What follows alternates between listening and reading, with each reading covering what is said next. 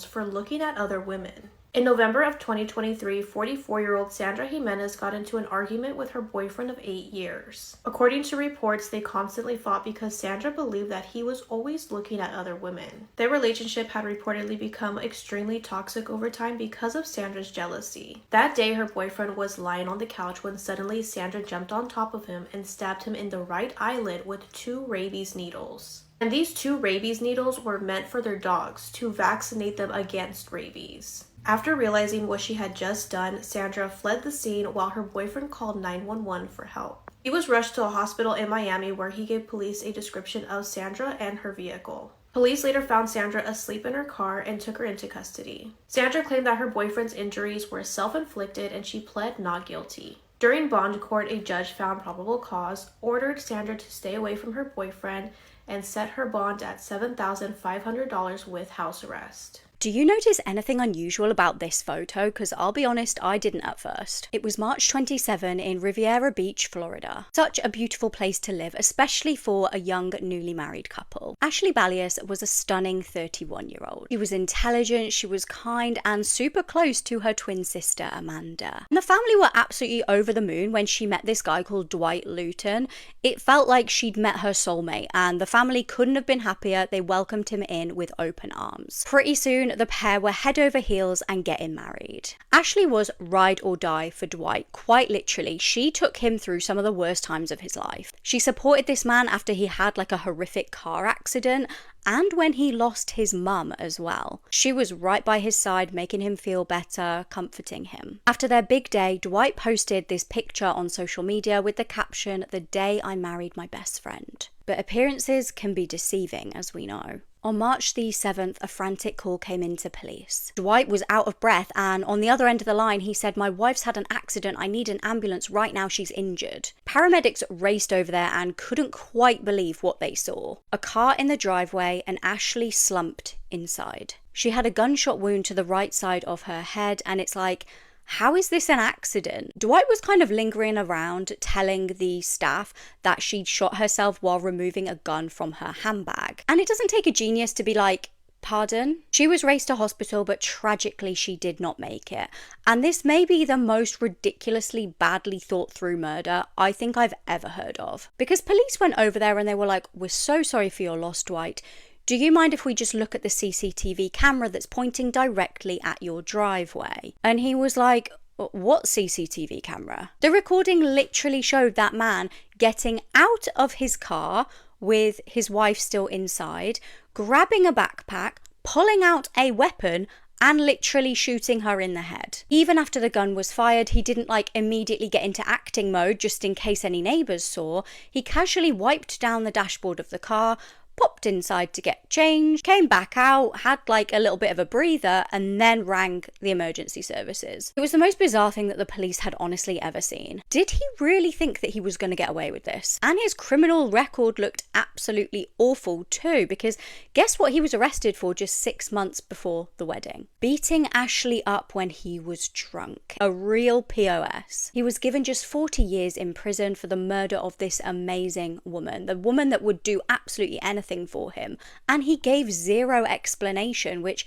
left everybody just wondering why. For more cases like this, I post deep dives every single week on my podcast, The Born Investigation. He stomped on her, bit her, and punched her till he unalived her. Alexis Botello woke up to her boyfriend, Joshua Beard, pushing and hitting her 18-month-old daughter, Tila Moore. Alexis puts Tila to sleep and then goes back to bed with Joshua as if he wasn't just beating on her baby. Alexis woke up to Joshua beating Tila again. This time, Joshua was so violent that he hurt Tila's neck, leaving her unable to stand up. Joshua then told Alexis to give Tila a bath. So again, Alexis ignores the fact that her boyfriend just beat on her baby and gives Tila a bath. While Tila was in the bath, Joshua grabbed her from the water and forcefully threw Tila on the bed. Joshua threw Tila so aggressively that she bounced off the bed and fell onto the floor. This is when Joshua began to repeatedly stomp on Tila's stomach. While Alexis watched, Tila started vomiting green bile and then stopped breathing. Tila had passed away, and autopsy results reveal that Joshua had bitten her all over her body, leaving visible bite marks. Joshua received life in prison without the possibility of parole. Alexis received life in prison with the possibility of parole in 40 years. I cannot explain the amount of anger that I felt while researching this case. I honestly have no words. But what do you guys think about this case? Ted Bundy's DNA is officially a match for DNA that was found on Laura Ann Amy. Laura Ann Amy was 17 years old and living in Lehi, Utah, when she decided to leave a Halloween party on October 31st, 1974. The following month, in November of 1974, she would be found on the side of a highway, dead, beaten, essayed, and without clothing in American Fork Canyon. They were able to carefully preserve a tiny amount of DNA that was found on bodily fluid on Laura's remains, and they were able to utilize new DNA technology to get a genetic profile, put that into CODIS, and find that Ted Bundy was a match. Ted Bundy had been linked to her, but they wanted to be 100% certain by testing the DNA. And there's actually two stories going around right now from major headlines, actually. The first one being that he wasn't able to fully recall if she was one of his victims, and the second being that he was able to recall that she was one of his victims, but was not able to give more details than that.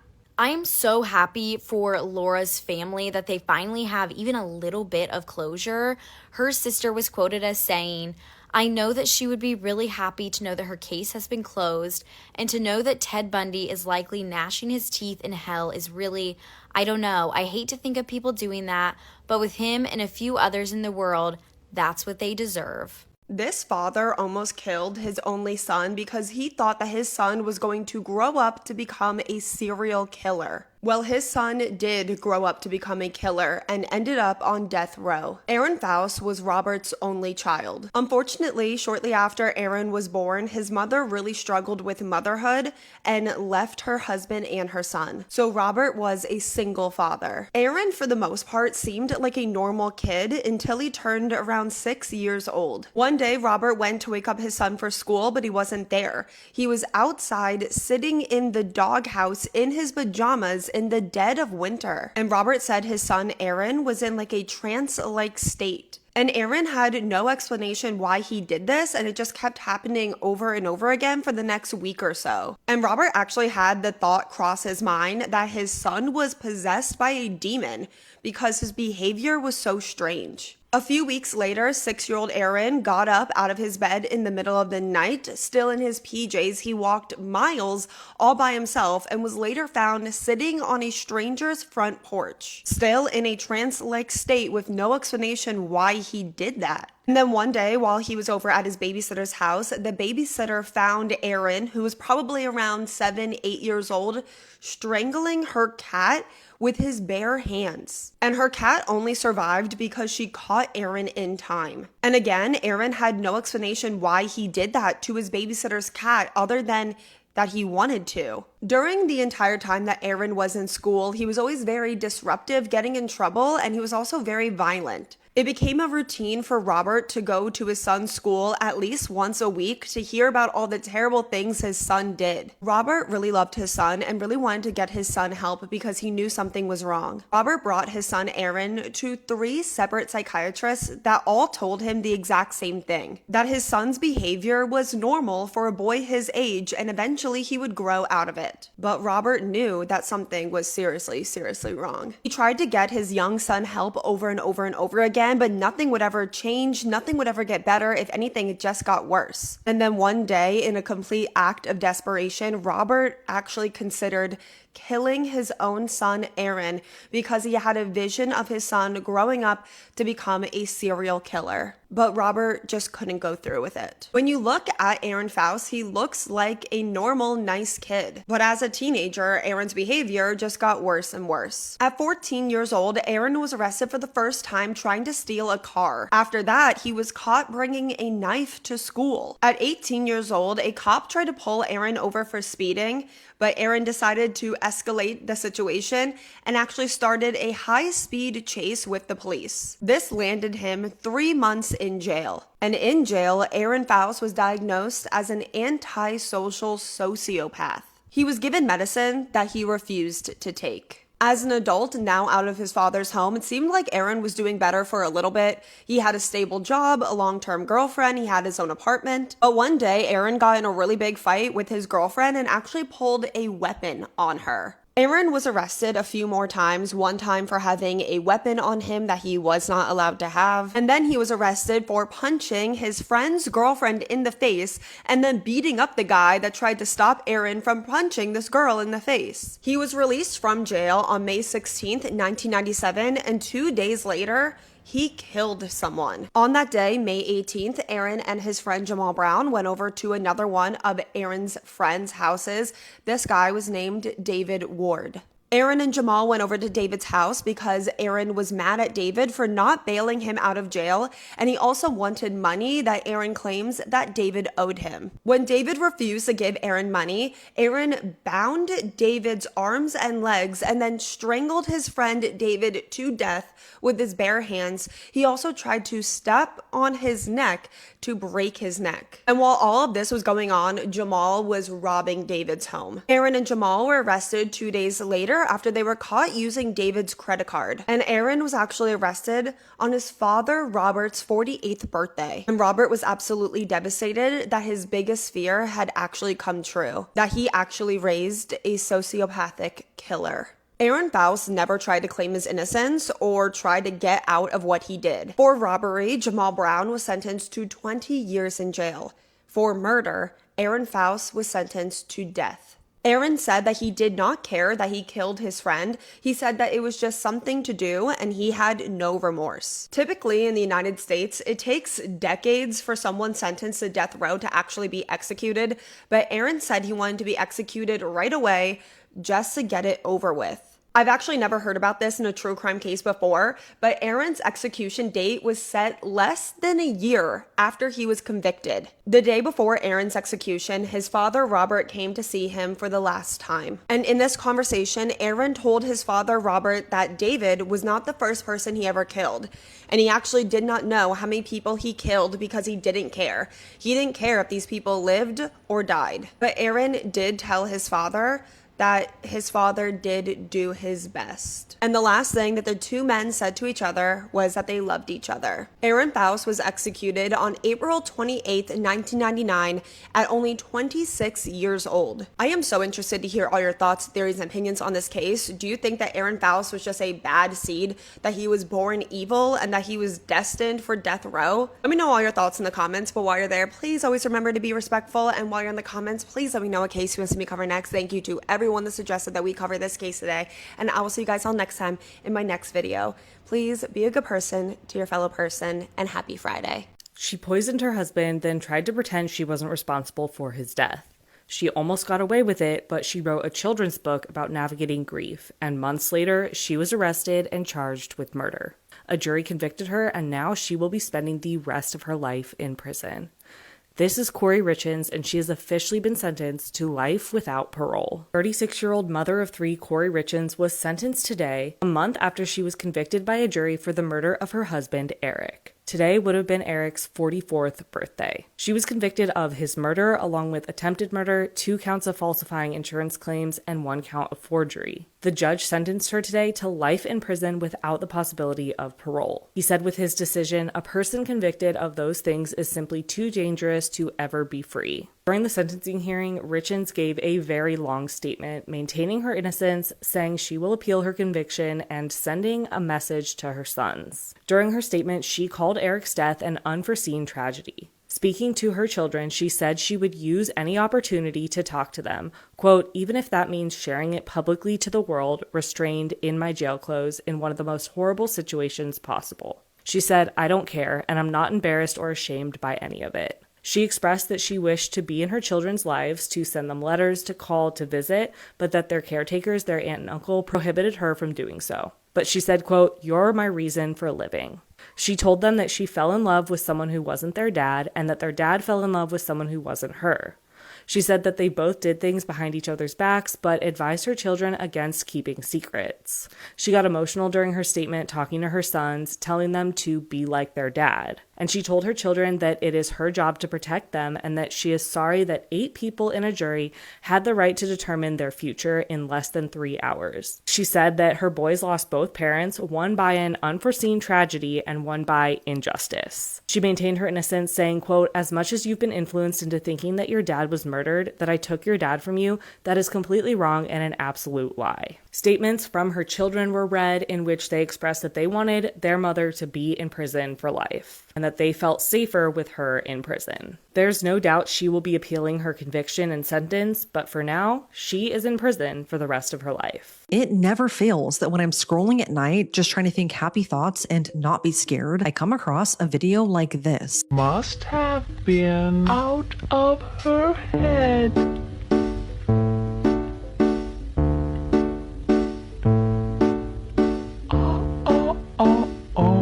That video scared me for 2 reasons. One is obviously the audio, like that's creepy even during the day. But 2, because it reminded me of the real unsolved disappearance and eventual murder of Dorothy Jane Scott. Dorothy very mysteriously disappeared in 1980 during a presumed abduction. But in the months before she vanished, she began receiving these really strange and creepy phone calls at work and at her home. It was always the same unidentified man who always professed his love for Dorothy and also his intent to kill her. The phone calls got progressively worse until he was saying things like he was going to chop her up into little bits so no one would ever find her. Like, this man knew everything about her. Her routine, what she was wearing, what she was even doing at home, legit everything. She tried telling police, but they could never catch the caller. And then one summer day in 1980, she vanished. Her partial remains would be found 4 years later, and then her killer began calling and taunting her family as well. I talk about true crime a lot, but there are certain cases that stick with me because of how disturbing, creepy, and seemingly random they are. This is one of those cases. So let's talk about it. This is Dorothy Jane Scott. She was only 32 years old when she disappeared, and the circumstances surrounding her disappearance are bizarre. Dorothy was a single mom to a 4-year-old little boy, and together they lived in Stanton, California with Dorothy's aunt. She was described as a homebody because she loved nothing more than being a mom and spending all of her time with her son. She was also a devout Christian. Dorothy was a secretary for 2 family-owned local shops. They were called Custom John's and Swingers Psych Shop, and they were head shops. Some reports say that Dorothy's dad either owned one of the businesses or had worked very closely with them in the past. But either way, these were 2 really small local stores that probably didn't have a lot of employees. She would go on dates here and there, but her romantic life wasn't really her main focus. So as far as her family knew, she wasn't dating anyone at all. Life really seemed to be going great for her.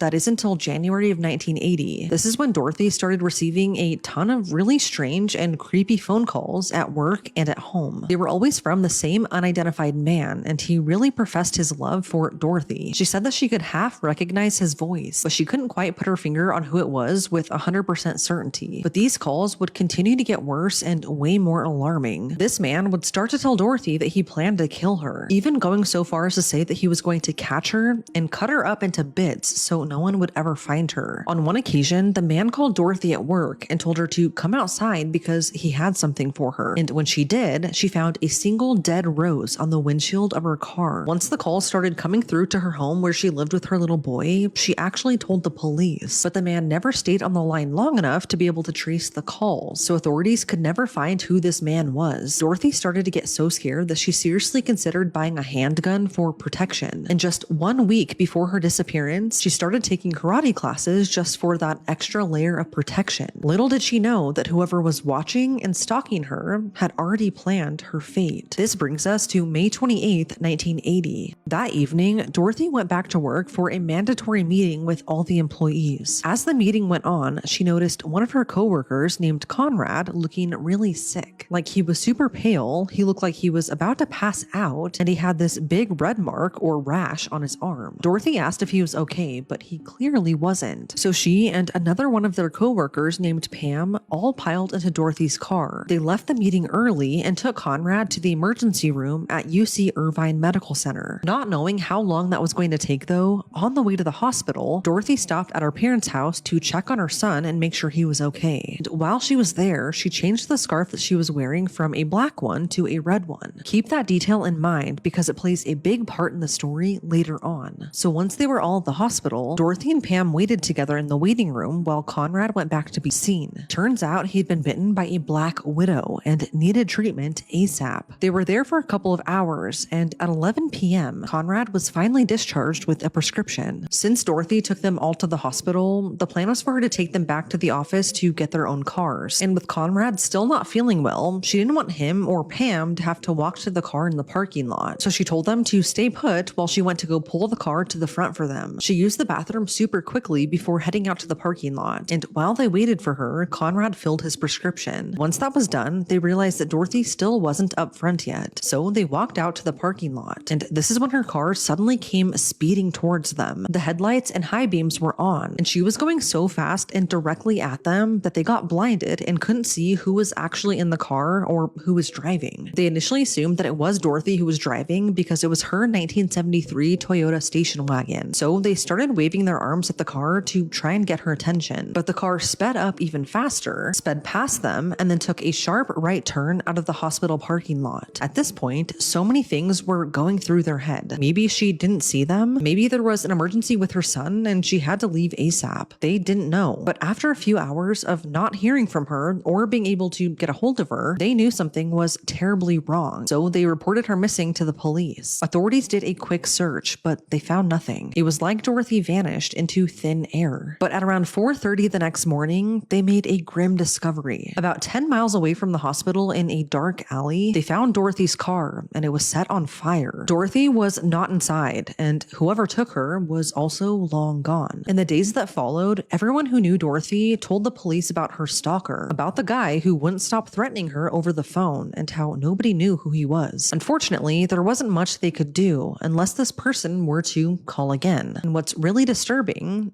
is that he did. About 1 week after Dorothy disappeared, her parents started receiving phone calls at their house by the same man, her stalker. The first call, he said, quote, "I've got her," end quote. And then he hung up. The stalker would call almost every Wednesday, usually in the afternoons when Dorothy's mom was home alone. He kept the calls brief so as not to be traced, and he would taunt them, telling them he either kidnapped Dorothy or that he killed her. That is just horrible to think about. I mean, imagine knowing your daughter had just experienced the same thing by her stalker. Then she goes missing. And then whoever took her is now doing the same thing to you. These calls would go on for 4 entire years, just tormenting the family. About 1 month after Dorothy disappeared, another call would come in. It was from the same unidentified man, aka her stalker. But this time he called the Orange County Register, which was the local newspaper. At the time, this newspaper had been heavily reporting on Dorothy's disappearance. In fact, they had just published a story about her that day. Anyway, the man said, quote, "I killed her. I killed Dorothy Scott. She was my love. I caught her cheating with another man. She denied having someone else. I killed her."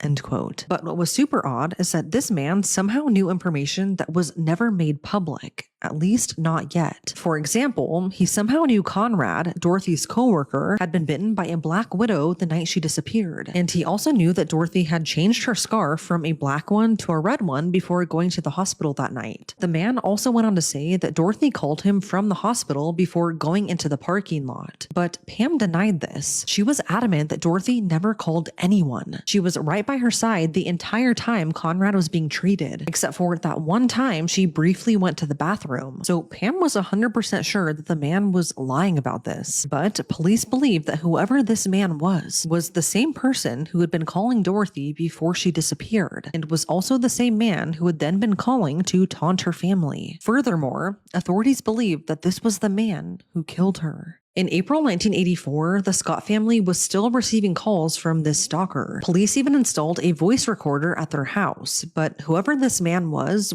really smart because he always ended the calls just before they could be traced. He kept them brief, but long enough to scare the crap out of the family. Like I said, the caller would usually only call in the early afternoon when the mom was home alone. But one time, he waited until evening, in which Dorothy's dad answered. After this, the calls stopped. The family thought that they could finally have peace and that this person moved on. They had been dealing with this for 4 years, so they were ecstatic to know that they had finally stopped. But this relief wouldn't last long because on August 6th, 1984, a gruesome discovery would be made. So that day, a construction worker was out canvassing Santiago Canyon when he stumbled across something alarming. About 30 feet away from Santa Ana Canyon Road, he discovered human bones laying right next to dog bones. He immediately called the police, and when they examined the site, they found that the bones were partially charred. They estimated that the partial human remains had been there for, at bare minimum, 2 years, because a huge bushfire had spread through the area in 1982, but they could have been there before that. Along with the remains was a turquoise ring and a woman's watch. 8 days later, the bones were officially identified via dental records, and sadly, they belonged to Dorothy Jane Scott. Because of how charred they were, and since so much time had passed, authorities couldn't determine her cause of death, but it was clear that she was murdered. What's really scary is that the watch had stopped, I'm assuming because it broke, at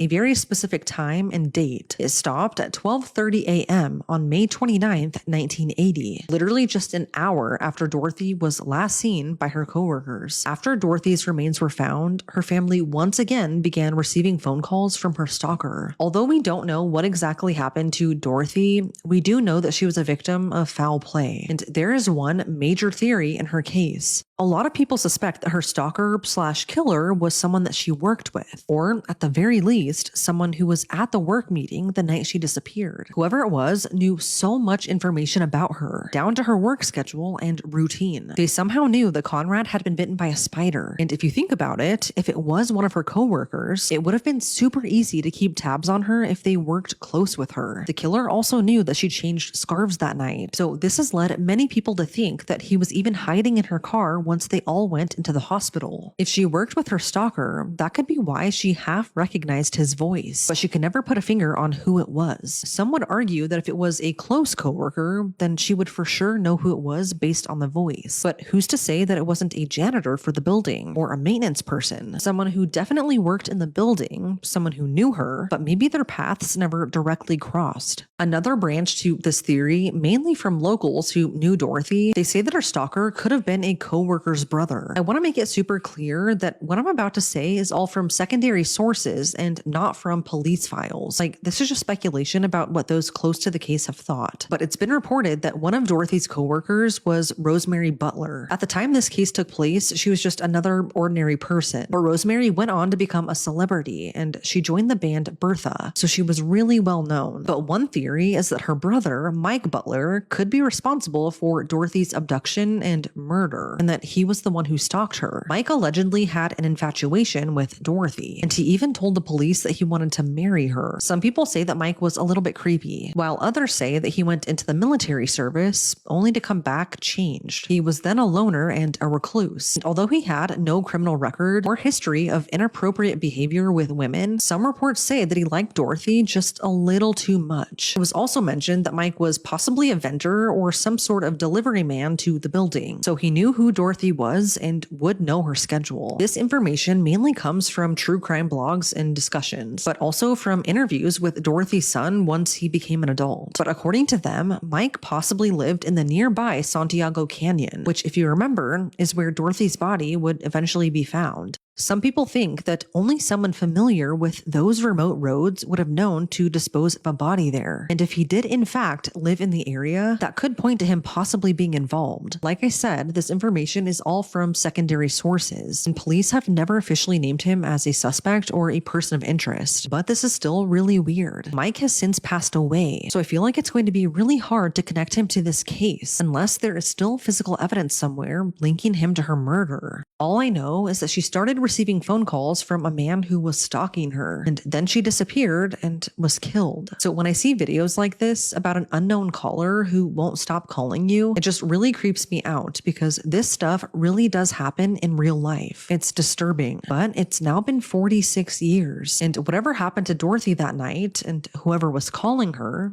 remains a mystery. I'm like, what is happening in Utah, by the way? Because there is no world in which a man should have 60 plus wives. Big warning at the start of this video, we're talking about children. If you think that listening to this is going to harm your mental health in any way, shape, or form, please skip this video. I will see you in my next one. Take care of yourselves. I mean it. I love you. Warren Steed Jeffs entered the world 2 months premature, so small that some doctors didn't even expect him to survive. But he did, and his mother, a woman called Marilyn Steed, would later insist that his survival meant something divine. In her eyes, it meant that her son was the chosen one. Warren was the 14th child to a man called Rulon Jeffs. Rulon Jeffs, who would eventually have at least 60 wives and allegedly around 80 children. The Jeffs family belonged to the Fundamentalist Church of Jesus Christ of Latter-day Saints, otherwise known as the FLDS. And the FLDS is basically referred to as Mormons who are okay with and or prefer having multiple wives or husbands. And within the FLDS church, it is believed that having multiple partners is essential. The way that they see it, the more wives that a man has, the higher that his standing is in heaven. And that's their entire purpose of living their life. It feels like everything they do in order to have a high standing once they go to heaven. And everything they do or don't do can either send them to heaven or the complete opposite. They could be left alone to live a life without God. And Rulon Jeffs, Warren's father, was positioned to become a very important man in heaven because he had a million different wives, and because of that, he had a very high standing. Warren Jeffs grew up right outside of Salt Lake City, Utah, and he has been described to be academically brilliant, but very, very socially awkward. He was book smart, but very much lacked social skills. There was really nothing special about him, nothing about him that stood out. A lot of people have actually described him to be bland. However, Warren Jeffs would one day end up on the FBI's most wanted list while he was on the run from authorities, and we need to talk about the reasons why. In 1986, Warren's dad, Rulon Jeffs, became the new prophet and leader of the FLDS church. Rulon eliminated the church's council of leaders and placed himself as its only authority. Not only did he want to have full power and full control over the church, but it was him or no one. He didn't want to share the power. But by the early 1990s, when Rulon's health began to decline, his son Warren then saw that as his opportunity to step in and take control. So what Rulon wanted to do and did do at one point, and what Warren then took over, was basically having a say in every aspect of the lives of every FLDS church member. Honestly,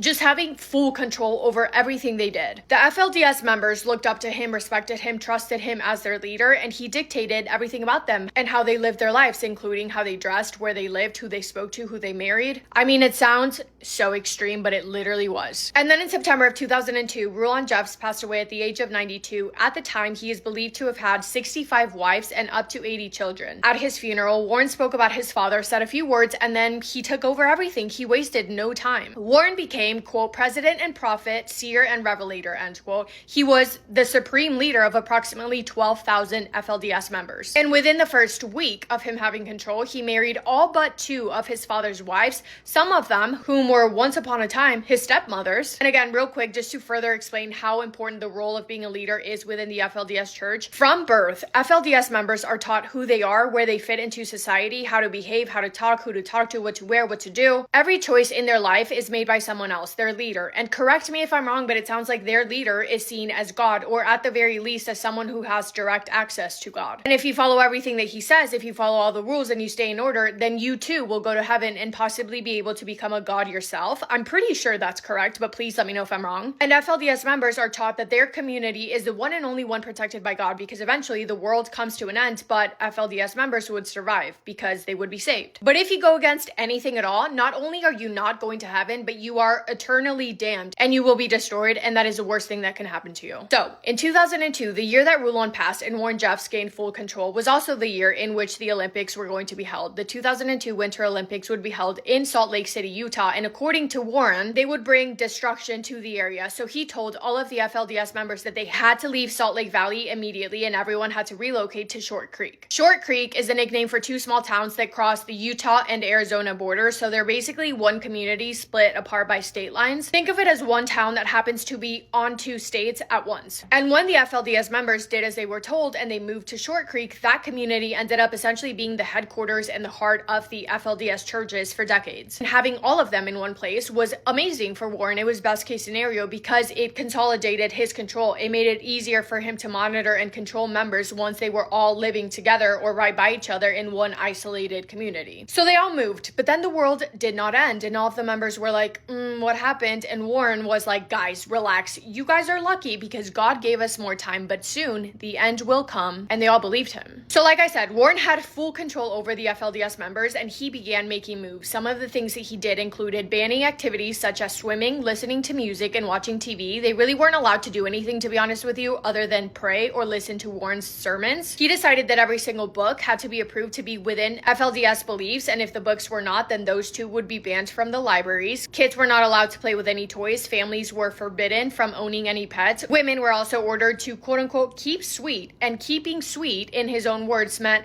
remaining clear and pure. Quote, if you're not keeping sweet, then you are not pure, end quote. A former member has since then spoken out about this and described keeping sweet meant that you were not allowed to feel any emotion other than sweetness. Quote, sweet was the only emotion allowed.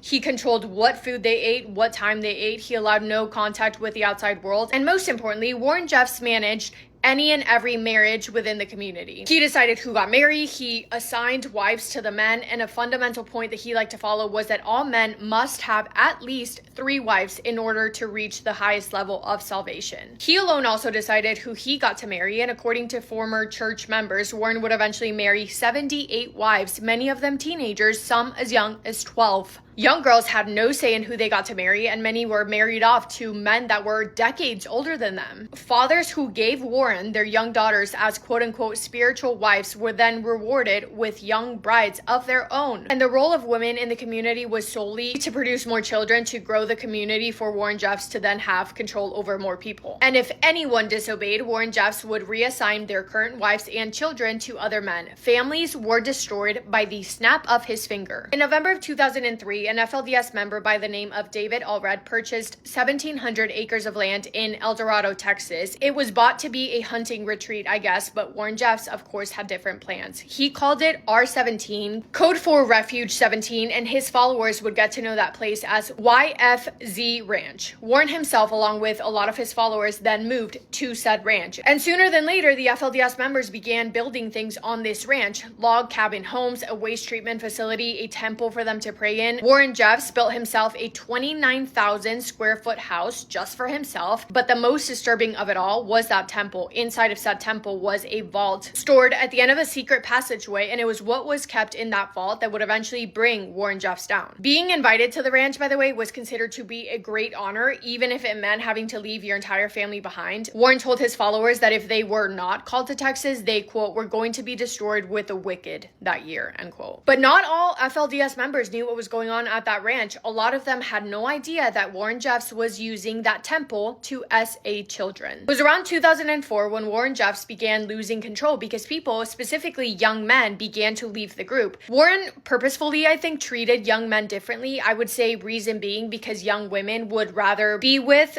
/ be married to men their age, but Warren didn't like that. He wanted to marry the youngest of girls to the oldest of men, and because of that, it kind of left young boys and young men not really having much purpose within their community, so they started to leave. And a group of them became known as the Lost Boys. The Lost Boys, along with other members who had managed to escape, began talking, and then they began filing lawsuits against Warren Jeffs, claiming that they had been SA'd by him when they were children. And authorities began hearing about this extremely disturbing group that was under Warren Jeffs' control, and just like that, the wall started to close in on Warren. By May of 2005, the charges against him had piled up, and by 2006, Warren Jeffs was officially named on the FBI's 10 most most wanted list, putting him alongside some of the worst criminals. And what did he do? Well, of course, he went on the run. For months, he traveled across the United States, hiding in various cities, constantly changing his appearance. He kept detailed journals, what he called priesthood records, documenting his every move. Authorities found his younger brother, Seth, before they found him. They stopped him in Colorado, and in Seth's truck, they found $142,000 in cash, prepaid credit cards, phone cards, hundreds of letters addressed to Warren Jeffs and the Prophet, and a glass jar filled with change. Seth admitted to authorities that he was taking all of those items to Texas to help keep his brother on the run. He was later convicted for harboring a fugitive. And then finally, around 9 p.m. on August 28th of 2006, Nevada Highway Patrol Trooper Eddie Dutchover pulled over a red 2007 Cadillac Escalade on Interstate 15 in Clark County, Nevada. He pulled the car over because the license plates were not visible, and guess who the driver was? None other than Warren Jeffs, and he was not alone. With him was one of his wives, one of his brothers, along with 4 laptop computers, 16 cell phones, 3 wigs, 12 pairs of sunglasses, and more than $55,000 in cash. It was clear that this was a man who was trying to evade getting arrested, but ultimately, thankfully, he was. Warren Jeffs was first sent to Utah to face his most serious charges. He was convicted of being an accomplice to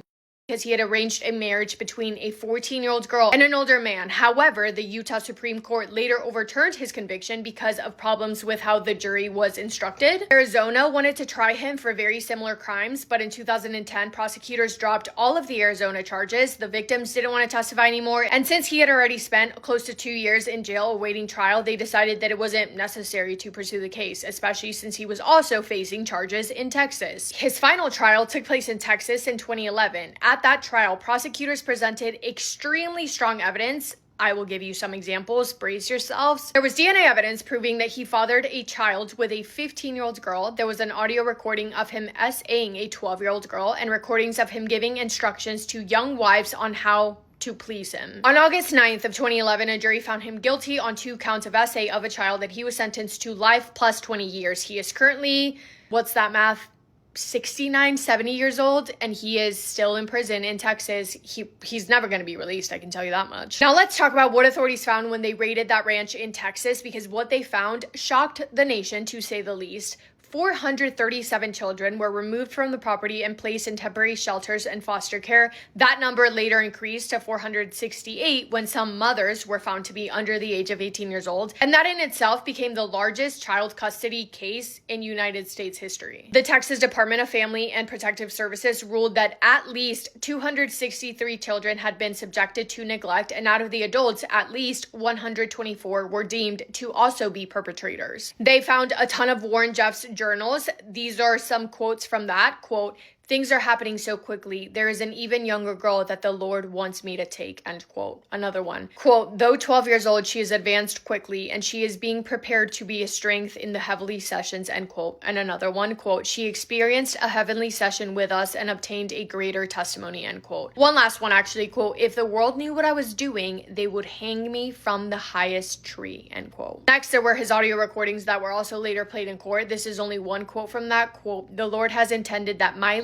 all my ladies be trained. You have to know how to be excited," end quote. In another one, he describes the, quote, "the fullness of the law of Sarah," end quote, which was his justification for doing the deed with multiple women at the same time. Quote, "4 quorums of wives to be with me physically and more than one at a time," end quote. And in another recording, Warren can be heard saying, quote, "I perform this service in the name of Jesus Christ, amen." Then he says a girl's name. When she tries to speak, he responds by saying, "Do not talk while I'm praying." Several minutes of heavy breathing can be heard. And then Warren refers to her as his, quote, "heavenly comfort wife," end quote, and tells her to, quote, "feel his presence, the Spirit of God," end quote. The jury had headphones on when they were listening to these recordings, and they were following along the audio along with a transcript. One female juror covered her face with her hand as she was listening because she was so disturbed and shocked. Investigators also discovered that Warren Jeffs had these recordings that he recorded of himself doing these unspeakable things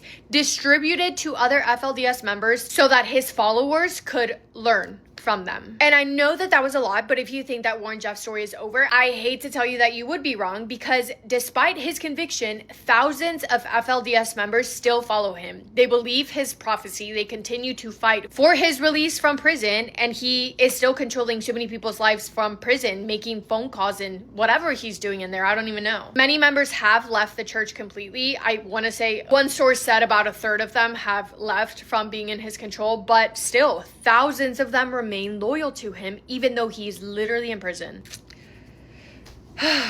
That is all for today's video. I literally have no words. I'm physically uncomfortable. But let me know if you've heard about Warren Jeffs. I would find it hard to believe if you haven't. Let me know your thoughts on this case. And thank you for spending time with me today. Hope you guys are having the best day. If not, go do something to make it the best day. Make somebody happy, and I will see you in my next video. Massive kiss on the forehead to every single one of you. This comes with a massive trigger warning. This is one of the worst, most harrowing, most distressing cases that I've ever read about. It involves a young baby, so please scroll past and I'll see you on the next one if this will trigger you in any way whatsoever. This is 34-year-old Christopher Phillips from Burton, and this man is the epitome of the word monster. This man is an absolute depraved monster. Back in 2020, this man right here was on the dating websites, wasn't he? Yeah, one specifically, Tinder. I think I'm allowed to say it. Don't really care. But he was on that dating website and he matched with lots of women specifically with children. The one woman in particular that he did match with and really wanted to be communicating with had a 1-month-old. Yep, she was on a dating website. She's happy to be on a dating website. She'd split from the father. She'd been on her own for quite some time. She'd had the child. And yeah, she went on a dating website, because why not? Slowly but surely, this man wined and dined her, romanced her. They were starting to build up what she thought was a fabulous relationship. He'd been round to her house. He'd been in and around the child. Everything was going absolutely fine. However, here and there, he kept saying, "It's all right, I'll look after the baby. You go out, I'll look after the baby. He'll be fine with me. I'll change his nappy, it's absolutely fine. You go on out, I'll look after the baby." And every now it would start to turn into demanding. I want access to the baby on my own. I'll have the baby. I'm having the baby. This man, I can't even bring myself to say it. It's that disturbing. It's that horrendous. So if you don't want to hear, please again scroll along. In the early hours of January the 24th, 2021, the baby is now 10 weeks old. Baby was rushed to hospital because he had a gaping hole in his anus. A gaping hole in his anus. What they also found, and I am going to have to read it because it's just disgusting. The baby also had fractured ankles and wrists, 6 fractured ribs, he had a bleed on the brain, and he had a swollen testicle. Now this man, oh my God, it wasn't me. I don't know where it's come from. It must be the mum. It must be the dad. What on earth has happened? What has happened? Mum was like, "This hasn't been happening since you've been in our lives. This is you." The nurses and the doctors, when the child was in hospital, had to give that child, 10 weeks old, morphine for the pain. Morphine twice. They literally said that the child must have been in so much pain when things were happening. I mean, there's just no words for it, is there? Absolutely no words. He did plead not guilty when he was arrested, and the judge in the case called him one of the worst offenders he had ever had the misfortune to meet. He said in the whole 40 years of him doing that particular job, it was the worst horrendous crime that he had ever been in charge of. He basically said to this man, that he got enjoyment from what he did to that young baby. He got gratification from the pain he inflicted in that baby. He was found guilty, and this is what he was found guilty of. He was found guilty of 2 offences of SA by penetration, 2 offences of causing grievous bodily harm with intent, and one of assault occasioning actual bodily harm. He was found not guilty, very strangely, of 2 offences of causing GBH with intent and 2 of alternative offences of inflicting GBH relating to the fractured wrist and ankle. I mean, I don't understand that at all. He was given 16 years before he's eligible for release, but the judge has said that's the maximum sentence that he could give. He's hoping that this man will never be released because he's called him a dangerous offender. So, yeah. Again, this, like I said earlier, this is one of the most horrendous cases that I have ever had the misfortune of reading.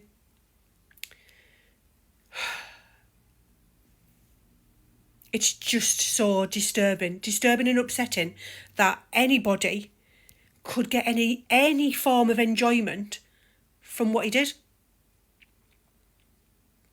Now again, I always say I don't care whether you're white, brown, yellow with pink polka dots. I will always do a video on somebody that has committed any kind of that offence against a man, woman, child or animal. I don't care race, religion. So this is your video. Please be respectful in the comments. I do read as many as possible. I do reply to as many as possible, but please be respectful. And I'll see you in the next one. This is the story of Takia Guthridge. Takia was born October 1st, 1987 in Orrville, Alabama. She was a middle child, and academically, she was smart. She made the honor roll a couple times. She seemed like a good kid. By the year 2000, the family packed up and moved to Jonesboro, Georgia. Her mother married a man named Joseph, and Takia gained a stepbrother out of this. His name was Frank.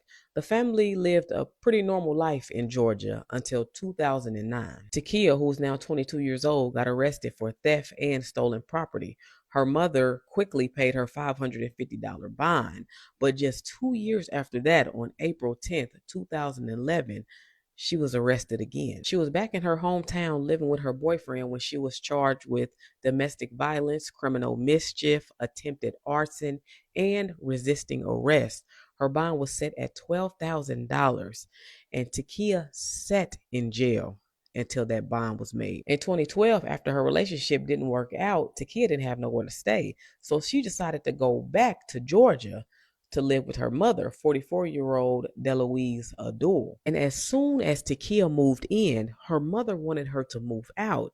Takia was very lazy. She didn't have no job. She didn't never have any money. She stayed getting in trouble. Every time she got in trouble, who has to come to her rescue? Her mother. So her mother is spending all this unnecessary money on top of Takia wasn't even keeping the house in order. Her mother would give her chores here and there, and Takia just wouldn't do it. This led to the two arguing, bumping heads damn near every day, until Deloise was like, you know what? I can't do this no more. You got to get your ass up out of here. But Takia told her mother, you can't put me out legally.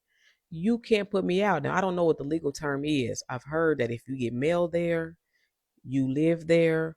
But Takia was using her legal rights and told her mother, I'm not leaving because I don't have to, causing her mother to have to go to court just to evict her. And to Takia's surprise, Miss D was her nickname. Miss D was like, fuck it. If we got to go to court for me to get you out of here, we gonna go to court. And this infuriated Takia to the point where she was telling her mother, I can't wait till you die. I hope you die. Miss D was growing scared to the point where she put locks on her bedroom door and started locking it at night. Miss D took Takia to court on June 11th, 2012, and her argument was that Takia was using and abusing her. Takia told the judge that her mother knew that she did not have a job when she moved in. So how does she expect her to have a job all of a sudden? And Takia also said that she can't move out because she will be homeless on the streets of Atlanta and somebody would kill her.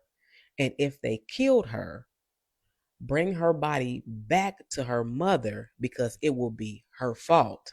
What the hell kind of gaslighting shit is that to say? Of course, the judge sided with Miss D, telling Takia that she has 7 days to leave the property, and if she does not leave in those 7 days, she will be forced off the property. And of course, she's pissed about this. When the two got back to the house, they immediately started a screaming match. Her stepbrother was there, Frank. I think he was like 15 or 16 at the time, but he paid it no mind because he said that it was so normal for them to fight in the household. So he's just watching TV, minding his business. But mid-argument, Takia says, you know what, fuck this. I ain't got time to argue. Let me get some gas money so I can get out of here. The nerve. I just went to court, spent more money to get your ass up out of here, and you gonna ask me for some gas money? Miss D goes off, calling her a liar, saying how ungrateful she is. But in the end, Miss D told Frank, just go outside and grab my purse so I can get this girl some money so she can get up out my face. He went out there to get her purse, but by the time he got back in, the argument had went up a notch or two. He just sat the purse down and went back to watching TV. Takia went to the kitchen, grabbed a knife, went back to her mother, pinned her down, and started stabbing her. Miss D started yelling Frank's name. She was yelling, she's trying to kill me. When Frank ran into the room, he saw Takia on top of Miss D, stabbing her. He was trying to wrestle the knife from her, but she kind of pushed him back and kind of, lunged at him with the knife, but went back to stabbing her mother. When he finally got the knife away from Takia, the knife actually broke. This caused him to have a really bad cut in his hand, but Miss D was still alive. She told Frank to hurry and call 911.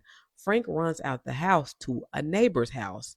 He asked the neighbor for any type of help, but the neighbor just called 911 for him. When the police arrived and asked Takia what happened, she just flat out said, I killed my mom. She was arrested on the spot. Miss D died that same night in the hospital. She was stabbed 7 times in her head, her shoulders, her chest, and her arms. Takia was charged with malice murder, felony murder, and aggravated assault against her mother and her stepbrother. She pled not guilty. She was trying to plead insanity. She went under a psychiatric evaluation, and I don't think anything ever came out of that because I didn't see anything else about it. Her trial started in August of 2013, and of course her stepbrother testified against her. But when Takia took the stand, she said she didn't know what happened to her mother, that they got back from court, she went in her room and fell asleep and woke up. Her mother was dead. She also said that she was not mad about her mother kicking her out. She had no problem leaving. She said she had a job lined up, becoming a manager at Burger King, and she was looking for a shelter to move into. So she don't know what happened to her mother. And I don't know what type of legal team she had. I don't know if they just didn't care or if they were lazy with her case, but y'all could have did better than that. Takia Guthridge was found guilty on all charges and sentenced to life in prison without the possibility of parole. And good. You can sit around on your lazy ass all day for the rest of your goddamn life.